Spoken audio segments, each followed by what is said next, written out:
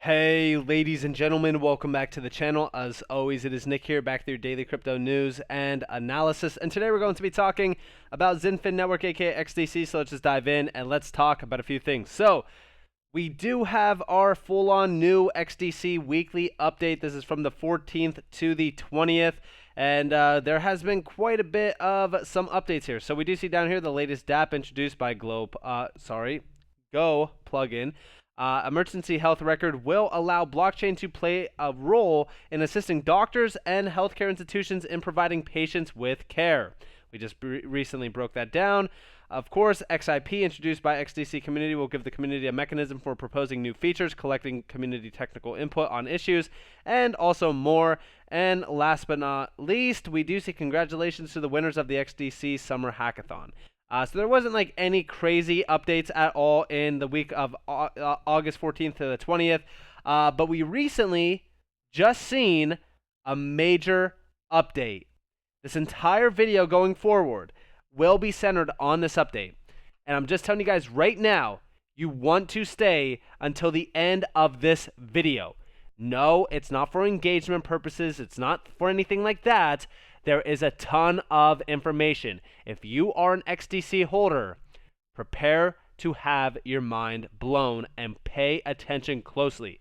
So DTCC, and I'm sure that I'm not the only one that did an update on this, but we do see Project Ion represents one of the largest DLT initiatives in equity settlement across the FinServ industry. DTCC has selected R3's Corda as the underlying DLT technology for the Project Ion platform. 100,000 transactions per day on DLT. This is absolutely insane. Now, a few people actually broke this down.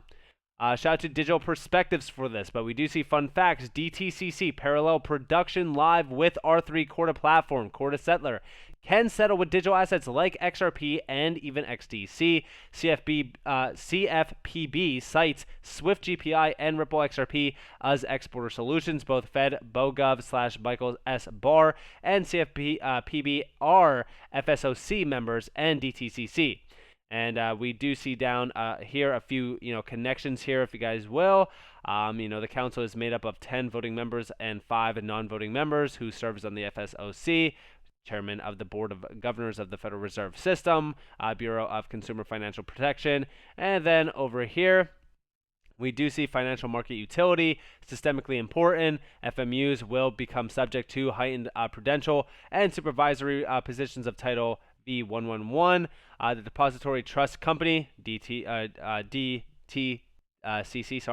and then over here, we also do see DTCC's Project Ion, now live, parallel production, processing over 100,000 transactions per second on R3 Corda.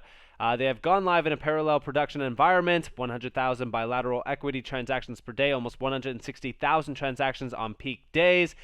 With DTCC, subsidiary of the Depository Trust Company's DTC's classic settlement systems remaining the authoritative record.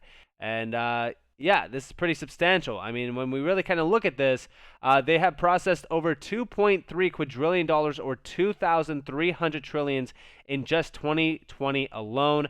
Shout out to let me find their @ here. So Justin Z Go on Twitter for that. But yeah, very substantial. And the connections here go all the way back to 2019. So first off, this is where Xinfin officially partnered with R3 Corda, with over 200 plus financial institutions at the forefront of this. Since then, law has grown. Funny thing about this, right, is that there's this URL here with its marketplace.r3.com /directory with Xinfin FinTech. Since then, this link is now gone. You cannot find this link anywhere. They have moved it. I tried to search R3's website for Xinfin. Does not come up. It's basically fully gone. Why is this? Could it be to, hide this, project? Is it an NDA? Who knows exactly what is going on with this? But if you look down here, they actually talk about Xinfin's power in regards to like bonds, real estate, infrastructure, trade finance instruments, etc. They go on to break down a few things within this, specifically on the R3 Corda marketplace itself. There's a lot of connections here, and talks about just like financial marketplace utilities, specifically like invoice factoring, global trade and finance, instant remittances, e-wallets, liquidity relayers, university certificate issuance, asset digitization, and even global air charter. But why do I bring this up? Well, we go back in time, and here we have on the R3 Corda website, this is from marketplace.r3.com. Again, this is the directory with Xinfin, the URL that was posted here by Xinfin themselves on Medium. And we do see down here, Xinfin Network runs on KYC-enforced delegated proof-of-stake governance-driven masternodes, making it the most suitable and enterprise-friendly public network for financial instruments, USD $5 trillion a day market. And since then, that market has actually ballooned to 6.6 trillion. Corda to Xinfin bridge to be released soon, and we actually already seen that released, but we see where XDC is perfectly positioned with DSL. This is that major bridge, and of course you do see all of the major areas that this is actually focused on. We just recently talked about BCB Group, by the way, in I think that was yesterday's video, I'm pretty sure, but this is substantial. And also, even on Xinfin's official website in regards to their roadmap, this is for 2021. There has been a lot of things that have changed since then. There's a full-on new roadmap for 2022, which we actually broke down. The reason why I bring this back up is the talks about R3. So we do see down here, Cordite Society has been engaged by Xinfin to run third-party Corda network nodes for Xinfin and provide interoperability among the Corda and Xinfin networks. DSL built a crypto bridge for Xinfin XDC to the Corda network. Now, does this confirm that XDC is going to be utilized as the settlement and liquidity token on DTCC? No, not exactly, but guess what? It could be. Again, going back to that official statement here, they could be utilizing assets like XRP and XDC for settlement. Why would they do this? Because of the efficiencies that these tokens do hold in regards to substantial transactions per second, in regards to, settlement, cost.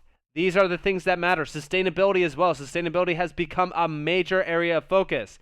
Also, these are not all the connections to R3 and DTCC. Funny enough, going all the way back to 2018. That's right, 2018, even before the R3 Corda partnership. We do see a few people here. Again, you do see like the co-founder and head of ecosystem development at Xinfin and even TradeFinex, as well as the head of American development, Xinfin. This was their sponsored by TradeFinex Xinfin conference. Again, this is going all the way back to 2018. A few major names were here. You guys do see a few of them here. Host sponsor was KPMG. Innovation sponsor was Oracle, TradeFinex, Xinfin, and of course, Ernst & Young. Now, why do I bring this up? Well, when we really kind of look into this, there was, a lot more names there. We do see down here they do talk a little bit more about like private network, public network, the hybrid network behind Xinfin. A few other names here, but this is where things get a little bit interesting. So down here, we see a few names. Chris Neal, head of American development, Xinfin, at panel discussion on stage with Sunil Shala, I hope that I'm saying that name right, Director of Business Architecture at Barclays. RM, I'm not even going to try to pronounce that last name, Director of Business Development and Innovation, FinTech Strategy, DTCC. This is the big connection. DTCC with Xinfin, and even R3, by the way. Down here, Todd McDonald, co-founder and head of partnerships with R3. All of these individuals were talking and discussing plans around trade finance, specifically even in regards to like financial use cases, and a lot of other names were here, by the way, like even Ripple as well. Like there, you also see even like BNY Mellon. We do see other names here as well from Citi. All of these major names have been in discussions for a very long time. I would argue that there's a huge network being built around specific use cases. This is also why I say, focus on quant as well. Like, even Stellar was here. There were so many names here, so many connections to some big names. Again, Xinfin was there, positioned with DTCC. I'm not saying that it is a full-on confirmation, but if we do look at the R3 ecosystem, shout out to Don XDC on Twitter for this, but if we look at the R3 ecosystem with DTCC, with Xinfin, with XDC, right, there's so many major use cases that, Xinfin fits into here. But the one that I do focus on a lot more is trade finance. Trade finance is the big one. Trade finance is the one that we have talked about for a very long time. There's a ton of our R3 use cases here, as you do see, like capital markets, digital assets, digital identity, energy, GovTech, healthcare, insurance, real estate, supply chain, trade finance, and telecommunications. Trillions of dollars daily. Nothing to see here. And we do see like a few breakdowns. So this is from R3's website. This is all like the markets that they are focused on disrupting around like blockchain technology itself.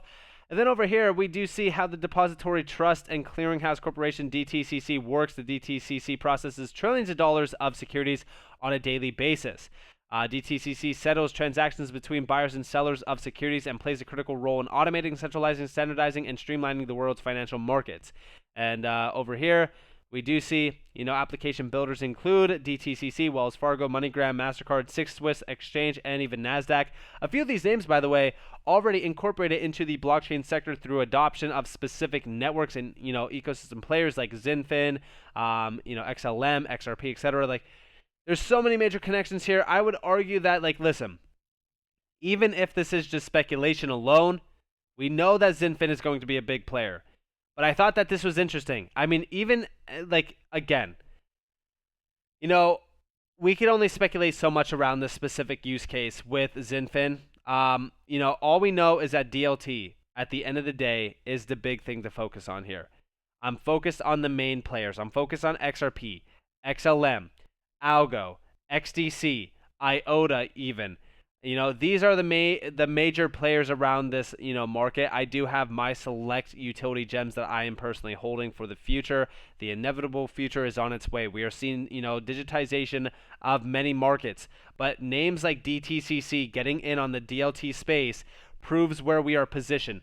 This is probably one of the biggest announcements that we've ever seen within crypto. This is bigger than, BlackRock getting in on, crypto.